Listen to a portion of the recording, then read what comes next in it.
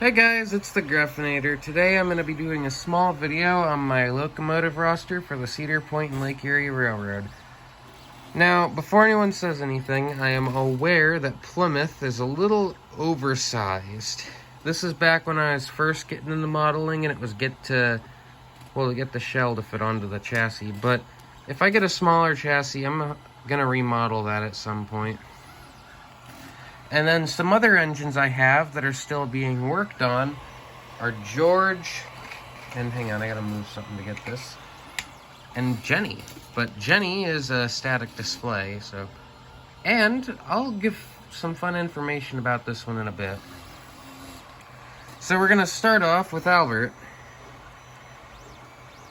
This side's not the best. Yeah, and they're all missing their whistles, but this is my model of Albert. It's funny to look at the models and think that I improved on them so much. And even, well, Albert doesn't have it because I needed to make some room in him.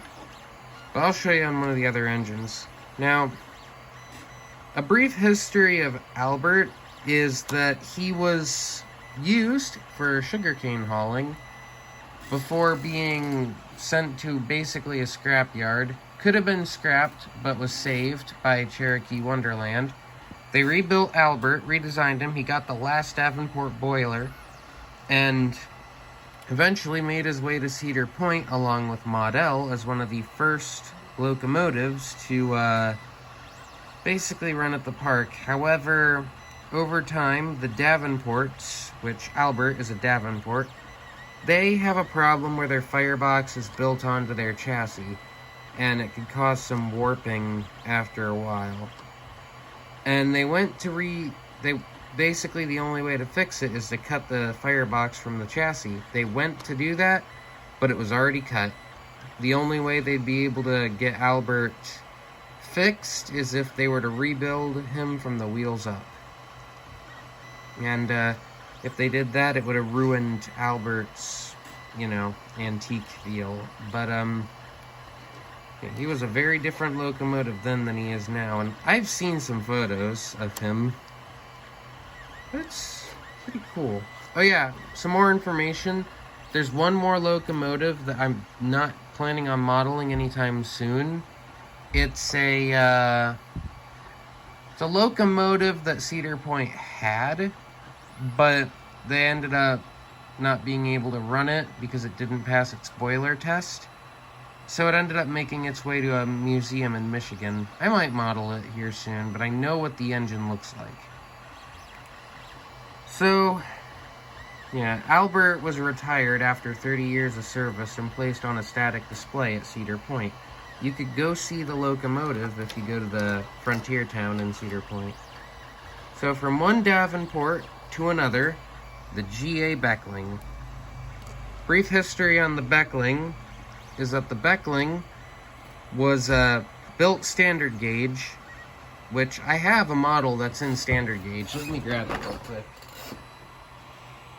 I should have added this when I was working with my, when I was grabbing my stuff for the video, but this is the standard gauge version of the G.A. Beckling, and I know that's a bogey. It's only because I don't have the right size wheels for the model.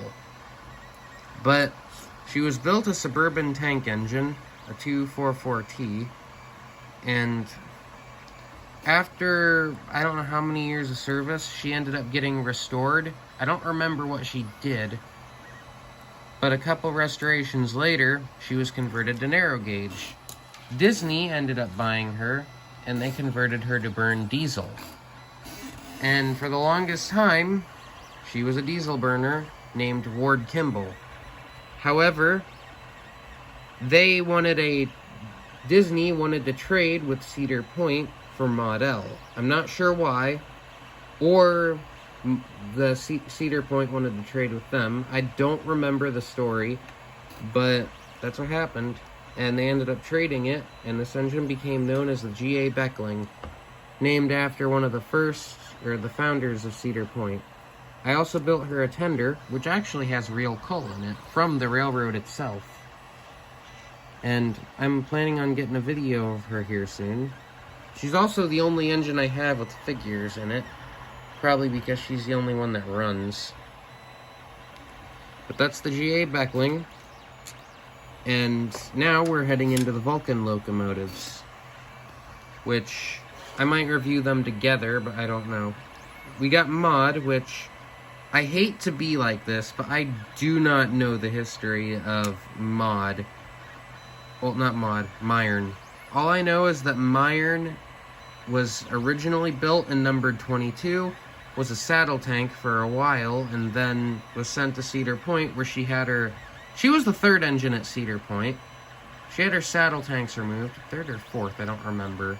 But her saddle tanks were removed, and, oh, actually, I do have some history on Myron. Myron worked in the Wayne Coal Companies in Burbank, Ohio, before coming to Cedar Point, I believe.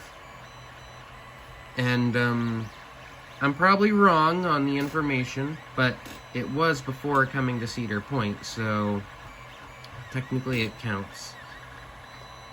Alright, next engine up is the one that I'm actually struggling with the history for. Judy K. Now, I don't know much about Judy K. All I know is that she arrived as a saddle tank and was converted to a tender engine. But this model is, well, not this model, but the Vulcans are basically sisters. I don't know what she did before coming to Cedar Point, but I do know she has a lot of fans.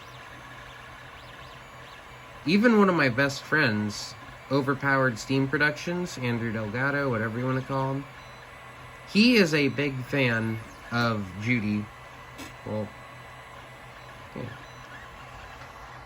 I've also talked to some people about her. She's got a loud whistle. I have videos of both Mod and Judy on my channel, if you want to check those out. Next up is a Baldwin locomotive, Mod L. Mod spent 30 years working in a sugarcane plantation, kind of like Albert, but then she ended up spending another 30 years in a shed before making her way to Cedar Point. After she made her way to Cedar Point, then she basically stayed the same way she is, but some mods were added. Mods. However, she was named Mod from the get-go, from what I've heard. So she never got a name change, similar to Albert. And Albert and her opened up the line. And after, I think, 30 years of service, they traded her off. Oh yeah, and after Albert's 30 years of service, sometime in between that, he was turned to a backup engine. But Mod, I don't know. All I know is that after a while, Disney traded them for the Beckling. But Mod's a Baldwin locomotive, and the Baldwin locomotives for the Cedar Point tend to have some trouble. That's what I know about Mod. Next up, you know what, I'm just gonna... Jenny K. Now, Jenny, I don't really know her history, but I do know what happened to her. She ended up was sent to California for an overhaul. There's actually a video of her being sent to California for the overhaul. But the place that was restoring her went bankrupt. And she was auctioned off somewhere in California to a guy who wanted to build his own backyard railroad. Kind of a sad turn of events for this engine. But, this model right here was made in memory of her. She's not gone, but she's not forgotten. And this model will be given to the Cedar Point and Lake Erie Railroad. So, that's Jenny for you. And then up here we've got George, which George just isn't done yet. But George came from the Cherokee Wonderland, just like Albert. but she's kind of a heavy locomotive. And when I say heavy, I mean she kind of warps the rails underneath of her. So she's a backup locomotive. Unfortunately, she will not be running this year, so I will not see that. Which, funny enough, George is one of the heaviest locomotives at the railroad, but has a tractive effort around 9,000. Meanwhile, the GA Beckling is kind of smaller than George. However, she has a tractive effort of 10,000. I could be wrong on size, but you know. So this model of Plymouth, I've already talked about Plymouth before, but Plymouth is a dead rail. Plymouth is a maintenance locomotive. Can go around shunting dead rail locomotives as well as track inspections in the morning. The real Plymouth did not cost anything to be made because they were given lifetime passes at Cedar Point. Or a year's supply or something. And Plymouth, unfortunately, doesn't have a lot of history. Except, this locomotive is what led me to be able to make a few friends, let's just say. Next up is... I'm just showing this one off. My O-gauge stuff, actually. This right here is my O-gauge model of Plymouth. Which is actually scaled accurately.